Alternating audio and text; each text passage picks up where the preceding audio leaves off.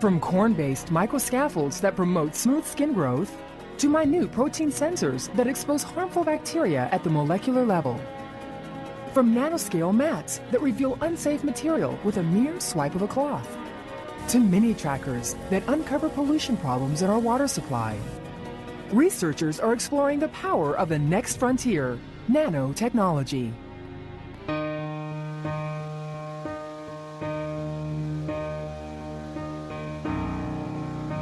For millennia, we humans have viewed the world simply by what was readily seen, easily observed. A waterfall, a forest, the sky above. But as scientific exploration expanded, so did other ways of perceiving our surroundings. Theories on atoms, molecules, and their subdivisions became established, and how we looked at and interfaced with our world changed forever. Today, the scrutiny has delved even deeper to that of the nanometer. A nanometer is 1/1000th of a meter. To understand just how small that is, the length of a typical bacterium is 200 nanometers. The diameter of a strand of DNA, a mere 2 nanometers. Or consider this. If an average highway lane represents a string of nanometers, it would take more than 500,000 miles of road to equal just 1 yard. In other words, over 22 times around the globe. That's more than 2 times the distance from Earth to our moon. By working at this tiny, minuscule scale, researchers are learning how to manipulate matter like never before. In this brave new science of nanotechnology, the increased surface area upon which to work is exponential, and that opens up possibilities unimaginable until now.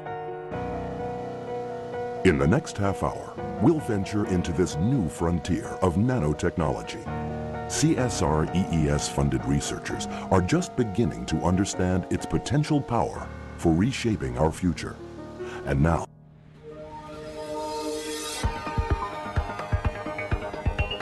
a nanofiber is about 1/500th of a human hair.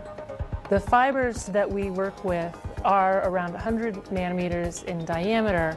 As we look at microscope images of these fibers, we almost never see any ends. We only see the size of the fibers, but they do seem to be very, very long. Some of the fabrics that you'll see could possibly be made of one single fiber, just moving back and forth and entangled to make that fabric. Margaret Frey has worked with traditional fabrics for much of her career, but in recent years, she has daringly entered into the science of small. Well, as the diameter of the fiber gets smaller and smaller, then a given weight of fiber has more and more surface. And we're trying to find ways to use that surface to do some pretty special things. It causes the fabrics to become more absorbent than an equivalent amount of a conventional fabric. And also it gives us a lot of surface area where we can capture and detect biohazards. I wanted to really look at what this could mean for fabrics and making fabrics that could do something special and something a little bit different than what we're accustomed to fabrics doing. With CSR EES funding, Margaret and her Cornell team focused on biohazard detection. The first step was to make the fibers from a time-tested process known as electrospinning. We form a droplet of a polymer solution. We apply high voltage to that droplet, something on the order of 15,000 volts. A very fine jet of polymer will erupt from the surface of that droplet and is collected over on an electrical ground some distance away. The path that the fiber takes is very long. It whips back and forth in between that space. It cools down, any solvent evaporates, and the fiber is stretched out to a thinner and thinner diameter. So using this technique, we're able to make the nanofibers much smaller than anything you're able to make using mechanical forces. The next challenge was to find a way to bond a biohazard detector to the fiber. The team discovered that a vitamin B material called biotin fit the bill. We figured out that once we incorporated the biotin into the fibers, we could use the fabric platform for biohazard sensing. I think of this whole system as kind of like a tinker toy. The researchers added a bonding protein, which easily combined with the biotin. This mix of materials proved successful in rapidly detecting E. coli bacteria in lab experiments. Detecting that E. coli for the first time was definitely a great day. We actually showed this does work. There's places where contamination is a critical issue that needs to be identified very rapidly. For example, transmission of infections in hospitals. So if you have a hospital room that's had a contagious patient in it, perhaps the supervisor of the cleaning crew could go through behind them, sample all the surfaces, and confirm that they're no longer able to detect anthrax or sepsis or pneumonia in that room, and it's ready for the next patient to go into and not worry about contracting a new disease while they're in the hospital. Possibly quality control in food packaging, where you're processing vegetables or really almost any kind of food, and you could work out a system for sampling surfaces and then confirming that, oh, no, we've got some form of E. coli present, or no, we don't. Supercloth could also help identify germs in the home. For instance, salmonella from chicken or other foodborne bugs could easily be detected in the kitchen by a mere swipe of the cloth. Having a rapid yes-no response and the possibility that this could be done by just the general public and not someone with training in biochemistry is another goal for this project. The Cornell team wants to develop the fabric so that it would reveal a bright color upon identifying an unsafe bacterium. Right now it's a two-step process. One is collection, one is detection. But ideally we could move that to a one-step process, that the color would develop on capture of the target material. And we don't think that's going to be easy, but we do think it's going to be possible. Detecting pathogens has definitely been possible, but by incorporating this nanotechnology, we've got something that's very small, very portable, able to do a lot of work on a very small platform, a little piece of fabric, the end of a Q-tip, something like this. This interface between putting together the fiber science and the biological science has been one of the really exciting challenges in this project.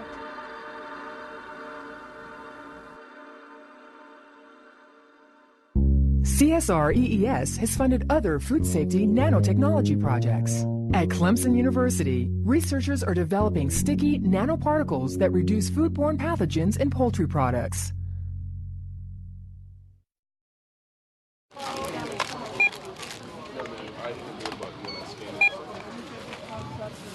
It was in 1948 that two university students developed the first barcode.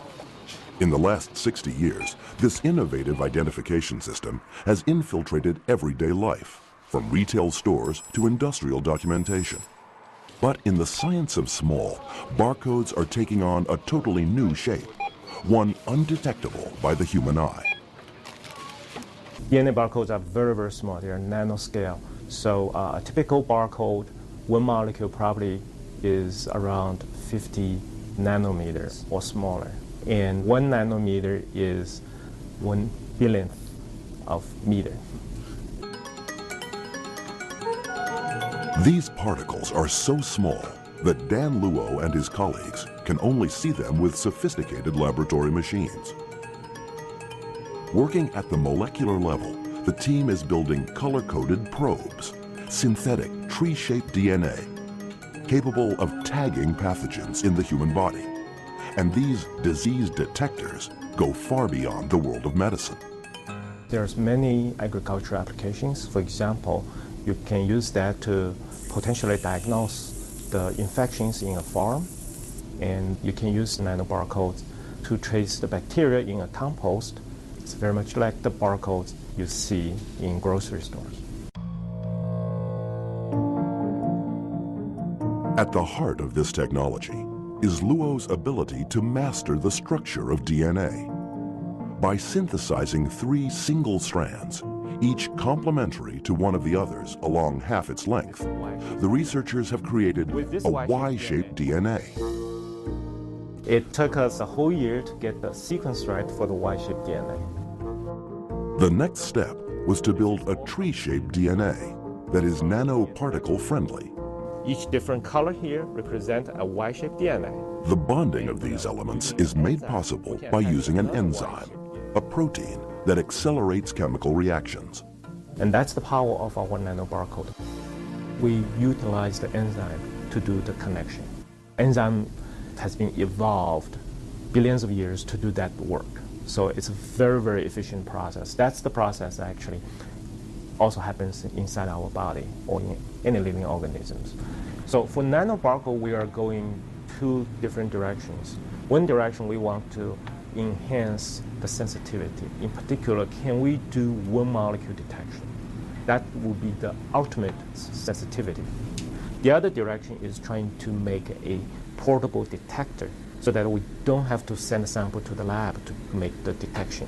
Rather, we can do the detection in the field, or in a farm, or on the bedside of a hospital, or in a local environment.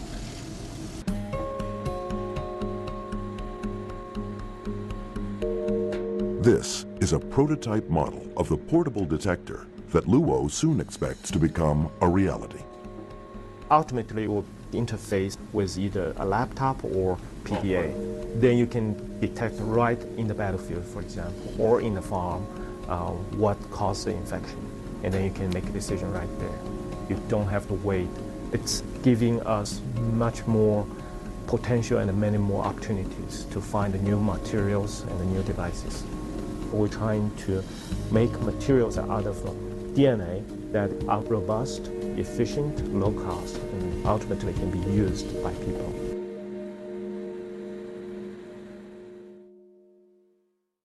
CSR EES partners with 26 other federal agencies in the National Nanotechnology Initiative.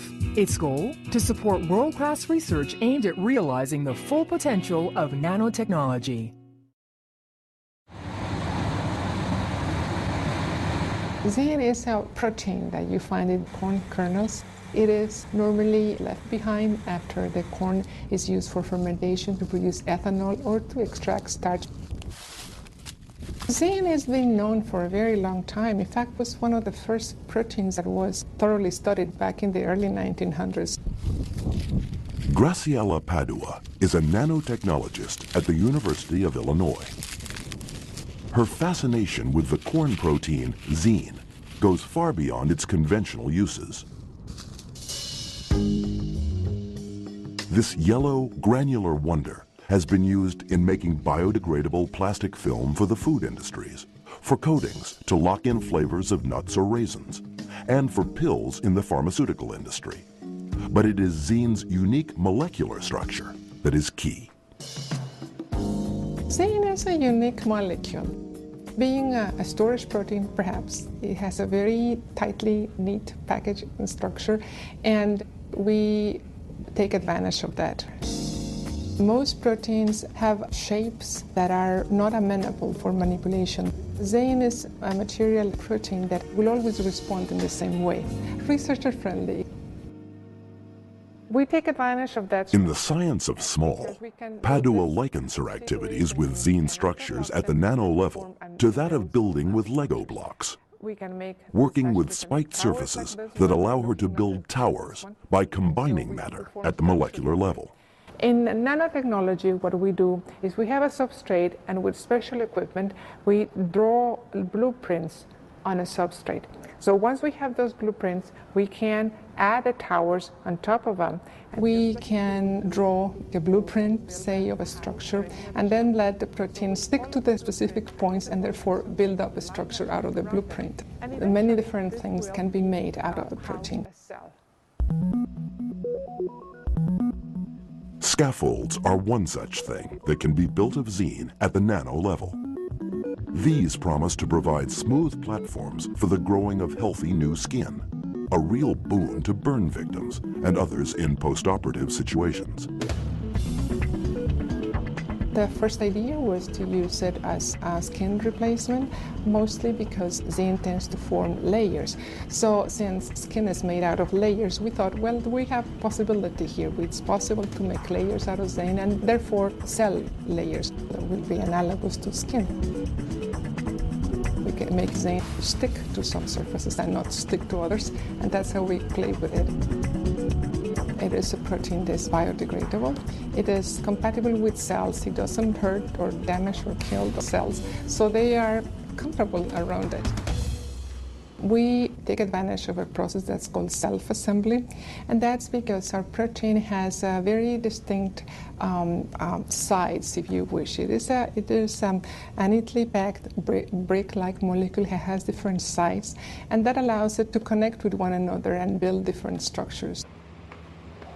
Another zine structure under development at the University of Illinois is the nanotube. Padua foresees a medical scenario where this structure would carry a drug to a targeted infectious site within the human body with pinpoint accuracy. The benefit? Only minuscule amounts of medicine, like chemotherapy drugs, would be needed. Under the right conditions, zinc can roll up and form tubes or cylinders that can carry compounds inside it. There are guiding molecules, if you wish, that will find their way to the target. Once at the target, they will stick to the tissues, and then the medicine will be emptied out and be delivered at the right place. We think that this can be used to transport drugs or other kinds of compounds into the body. But there are challenges working in the nano world due to the very nature of everything being small.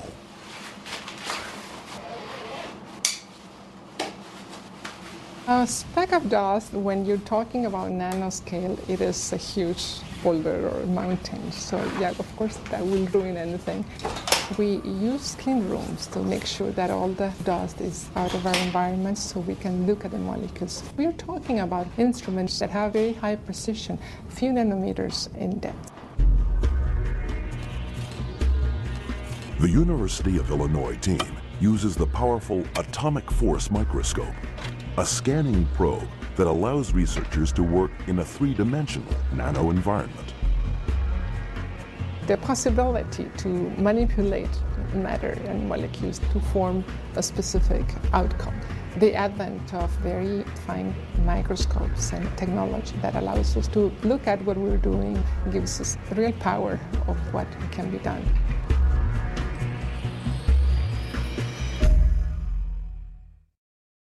By 2015, the global impact of products where nanotechnology plays a key role will be approximately $1 trillion annually and will require a highly trained workforce of 2 million people.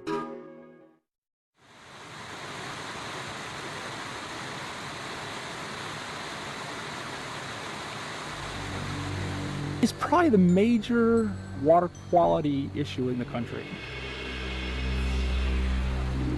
And it's not only agriculture, it's not only septic fields, it's things like radiation that's leaking out of old military sites, things that kind of distributed broadly in the landscape.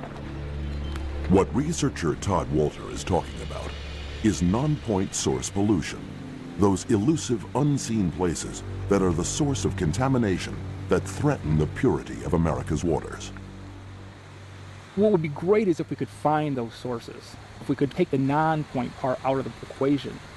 Scientists have for a long time tried to trace pathways in the environment.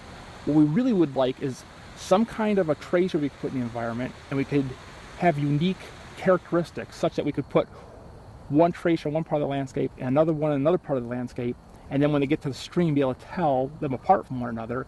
We want them to move exactly the same way. In the science of small, Walter hopes to design nanoscale tracers, minuscule particles engineered to match the shapes of specific contaminants. If successful, the technology has the potential to eliminate the term non-point source from our vocabulary. So nanotechnology gives us the ability to precisely control how these particles behave in the environment. It also gives us the ability to make those unique labels that allow us to tell one particle from another particle. It's really it's that control that at very, very small scales that nanotechnology brings. So what's the surface property of the sand? Dan is really the designer of these nanoparticles. Barcodes, of course. Researcher Dan Luo collaborated with Todd on the non-point source pollution problem. Much easier. His nano barcode technology allows the scientists to track the particles through the environment. We want to overcome this no-point problem. So using barcodes, we can identify multiple points simultaneously from downstream. Okay. Because there are so many different places can contribute to the pollution, and in order to separate them and distinguish them, you need a tool such as a barcode to detect them.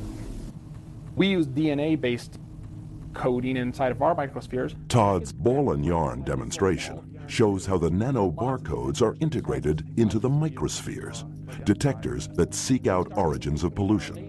One of the things that we've been able to do with nanotechnology is actually embed tiny little pieces of paramagnetic material, basically iron, inside these little spheres or little tracers, and then we can use magnets to actually pull them out of there.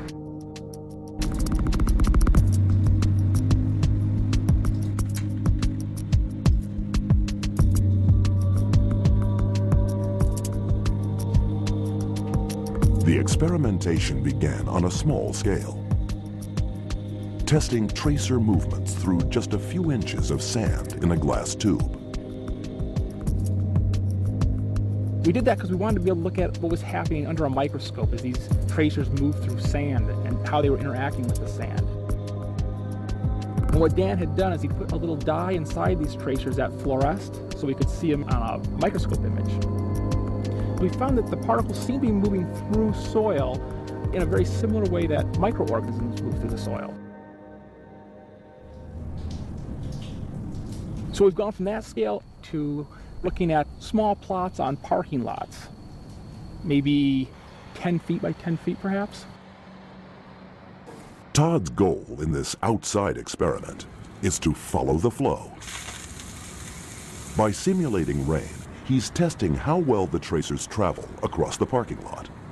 The samples, retrieved at the sewer inlet, are later checked to see how many particles made it across the pavement. These tracers might ultimately be a good proxy for the movement of microorganisms in water through a watershed.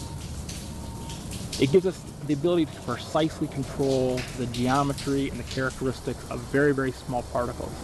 Ideally, we would love to have a chemical that dissolved in the water, but we're not at the point where we can make unique soluble chemicals yet. But we can still make things that are pretty small. And we're hoping to actually scale up to a full parking lot, say 2 or 3 acres. Imagine a watershed where we know that there's sewage getting into the stream, and we don't know where it's coming from.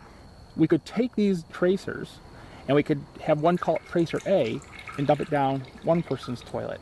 And we could take another tracer, tracer B, we could distinguish from A, and put it down another one, and so on through the whole watershed. Then we just sample the stream until we see whose tracers are getting into the stream, and then we know, okay, that's the septic field that needs to be fixed.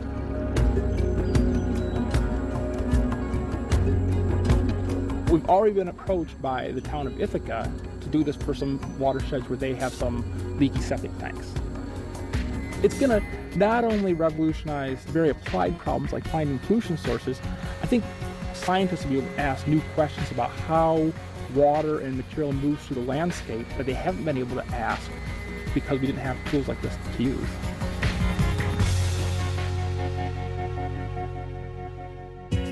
On the next edition of Partners, it's Fluid Planet.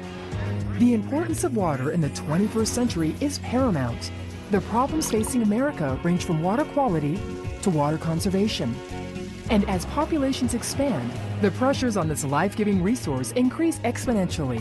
Land-grant universities are meeting the challenge of the fluid planet to equal just 1 yard. In other words, over 22 times around the globe. That's more than 2 times the distance from Earth to our moon. By working at this tiny, minuscule scale, researchers are learning how to manipulate matter like never before. In this brave new science of nanotechnology, the increased surface area upon which to work is exponential. And that opens up possibilities unimaginable until now. In the next half hour, we'll venture into this new frontier of nanotechnology. CSR EES-funded researchers are just beginning to understand its potential power for reshaping our future. And now, to do some pretty special things. It causes the fabrics to become more absorbent than an equivalent amount of a conventional fabric. And also it gives us a lot of surface area where we can capture and detect biohazards. I wanted to really look at what this could mean for fabrics and making fabrics that could do something special and something a little bit different than what we're accustomed to fabrics doing. With CSR EES funding, Margaret and her Cornell team focused on biohazard detection. The first step was to make the fibers from a time-tested process known as electrospinning. We form a droplet of a polymer solution. We apply high voltage to that. A nanofiber is about 1/500th of a human hair. The fibers that we work with are around 100 nanometers in diameter. As we look at microscope images of these fibers, we almost never see any ends. We only see the size of the fibers, but they do seem to be very, very long. Some of the fabrics that you'll see could possibly be made of one single fiber, just moving back and forth and entangled to make that fabric. Margaret Frey has worked with traditional fabrics for much of her career, but in recent years, she has daringly entered into the science of small. Well, as the diameter of the fiber gets smaller and smaller, then a given weight of fiber has more and more surface. And we're trying to find ways to use that surface. From corn-based microscaffolds that promote smooth skin growth, to minute protein sensors that expose harmful bacteria at the molecular level. From nanoscale mats that reveal unsafe material with a mere swipe of a cloth, to mini trackers that uncover pollution problems in our water supply. Researchers are exploring the power of the next frontier, nanotechnology.